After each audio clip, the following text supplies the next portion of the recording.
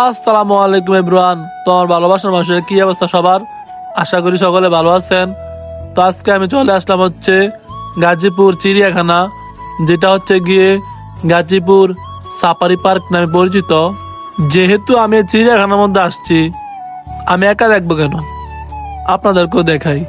প্রথম ফার্স্টে ভিতরে ঢুকলাম, ঢুকার পরে এই জায়গায় আসলাম। আসার পরে দেখলাম ও মা, কত বড় শিয়ালের মাথা।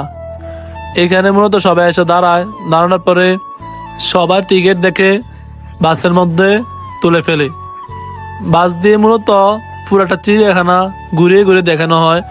যেহেতু সকল বন্য প্রাণীগুলা ছাড়া, যেহেতু কোনো আক্রমণ না করতে পারে, এই কারণে বাস দিয়ে ঘুরিয়ে ঘুরিয়ে দেখানো হয়। ফার্স্ট গেট দিয়ে ঢুকার পরে প্রথমে দেখা হয়ে গেল ভাল্লুক মামাদের সাথে। ওনাদেরকে কি যেন দিয়ে রেখেছে, সবাই একসাথে মিলেমিশে খাচ্ছে।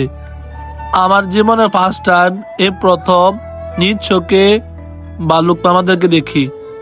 আগে অনেকবার দেখেছি টিভিতে, কিন্তু এবার সরাসরি দেখলাম। ভাল্লুক মামাদের সাথে দেখা হয়ে অনেকটাই ভালো লাগলো। এইবার দেখা হয়ে গেল আপনার আমার পরিচিত প্রাণী, যেটির নাম শুনলে আমাদের কলিজা থরপর করে, সেটি হলো বাঘ। তারপরে দেখলাম দুইটা সিংহ মামা, দুজনে একসাথে রোদ পোয়াচ্ছে। রোদ পোয়াতে পোয়াতে একদম শুয়ে গেছে, যে কারণে ওনারা আর দাঁড়াতে পারছেন না। রোদের ফিল নিতেছে, শীতকাল তো এই জন্য রোদের ফিল নিতেছে। ওনাদেরকে অনেক ডাকাডাকি করলাম, কিন্তু উঠলো না। চতুর্দিকে শিকার মধ্যে বন্দি অনেকগুলা হরিণ। হরিণগুলো একসাথে মিলেমিশে কি যেন খাচ্ছে। আসলে পুরোটা চিড়িয়াখানার মধ্যে অনেক কিছু আছে, কুমির আছে, বাঘ আছে, সিংহ আছে। দেখার মধ্যে মানে বন্য প্রজাতির যত প্রাণীগুলো আছে ভয়ঙ্কর, সবগুলোই আছে এখানে। সারা আছে বন গরু, তারপর হচ্ছে অনেক বড় বড় হরিণ। এগুলাদেরকে গাছ দিয়ে রেখেছে, সবটি একসাথে মিলেমিশে খাচ্ছে। এই পুরোটা চিড়িয়াখানা বাস দিয়ে ঘুরতে সবাই লেগে যায় 1 ঘন্টা। আমার মনে হয় আপনি যদি পায়ে হেঁটে পুরোটা চিড়িয়াখানা দেখে যান, তাহলে লেগে যাবে সকালে গেলে সারাদিন। এই চিড়িয়াখানাটা ঘোরাতে আমার অনেক ভালো লেগেছে।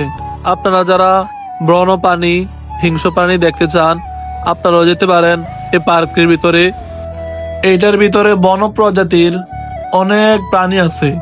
বাঘ থেকে শুরু করে সিংহ আছে, শিয়াল আছে, হরিণ আছে, জেব্রা আছে, আরো অনেক হিংস্র প্রাণী আছে, যেগুলা ক্যামেরার মধ্যে দেখা যায় না রানিং বাসের মধ্যে। এই কারণে এটা অনেক বড় এরিয়া নিয়ে করা। আর বানর মামারা পাহাড়ের উপরে গাছের জিপায় চাপায় অল টাইম থাকে। আর এখানে হচ্ছে অনেক বড় বড় বিশাল কুমির গুলা এক একটা এক এক সাইডে শুয়ে শুয়ে রোদ পোয়াচ্ছে। এই কুমিরও 5 টাইম আমি দেখি, অনেক সুন্দর। 3টা কুমিরের মধ্যে আছে, 3টা কুমির একদম সুরমা কালার, যেগুলো দেখতে অনেক সুন্দর লাগে। যদিও প্রাণীগুলা অনেক হিংস্র, তাও আমার কাছে অনেক ভালো লেগেছে। পাশের সাইডে দেখলাম অনেক বড় একটা পাখি। এই পাখির নাম আমি আসলে জানি না, এই জন্য বলতে পারতেছি না। একটা খাঁচার মধ্যে বন্দি।